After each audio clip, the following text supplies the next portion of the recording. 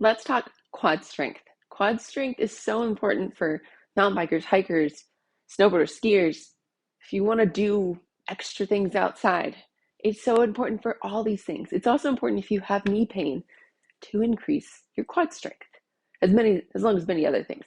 In this video, I'm going to go over 3 main exercises to improve your quad strength. Most of them are single-sided exercises because they're important to do to make sure that you don't use more of one leg versus the other leg if you're doing double leg exercises like a regular squat. There's one that is a both-sided, but it's a caveat in this first exercise, which let's get to it. So the first exercise is a wall sit. The wall sit is great for targeting the quads in an isometric fashion to overload and make them work. It's great also if you have knee pain because you can vary your level of intensity in it. You can make it easier by sliding your butt up the wall. Now I know what you're saying. You said it's a single leg exercise. Yes. So as you're doing the wall sit, I want you to march.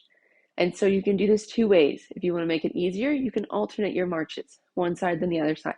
If you want to make it harder, then you do your marches on one side and then you do the marches on the other side.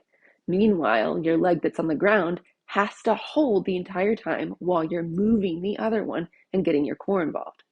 It's fantastic. I love the wall sit marching. Another one in this kind of grouping of isometric holds is a squat hold. This one is kind of a both-legged exercise. That's what I said you're going to say. But it is a great exercise that I couldn't leave out. You just hold the squat at depth or whatever's the most comfortable for you, and you just grit it out. This is great for your core strength with hardening. It's great for your glutes to hold on as well, and it's good for your balance as you're activating your quads to hold you because you have to maintain balance and not fall over, especially if you're doing this at depth. It's a fantastic exercise. Exercise number 2 is the Bulgarian split squat. Now, if you are in the exercise world at all, you've heard of this exercise and you probably already doing it. It's great. You can load it by holding a weight on one side. You cannot load it by just doing them. A way to make it a little bit more quad dominant versus glute dominant is that you keep your trunk a little bit more upright. You're going up and down more vertically versus hip hinging into it and out of it. I love to do both because I think they're both very beneficial. Just depends on what you want to target. Do you want to target more of your glutes? Do you want to target more of your quads in this? They're both great and both are needed for you doing your exercises and for strengthening. Both are great for understanding the mechanics for mountain biking, especially if you are wanting to get it up that hill, tip forward, drive through. That makes your glutes work as well as your quads. This is a great exercise to do 8 reps or so and add load if you can to make it a little bit harder. The last exercise is not quite as normal whenever you think about things, and especially as you think about your quads. It's more of a core exercise that also uses your quads. It's the bear crawl position, or what I call a knee up plank. Whenever you're in this knee up plank or bear crawl, you are going to be holding just a little bit above the ground with your knees.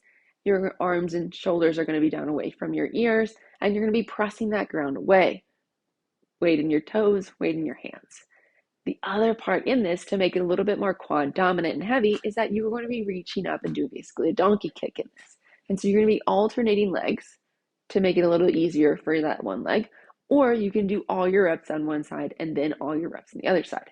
Again, similar to the wall sit, except for this uses a little bit more core. If it's too intense on you, raise your butt up, increase the angle of your knee bend, and that makes it a little bit less challenging and less stress, less load on your quads, on your knees, and then do the exercise from there. All great exercises to add. If you're looking for a program to follow, check out the link down below. It's from women mountain bikers to help you get stronger for biking. If you liked this type of video, I'd love for you to hit like, hit subscribe, and also comment if you want other videos that you should be doing to add in for different muscle groups. Cheers, y'all.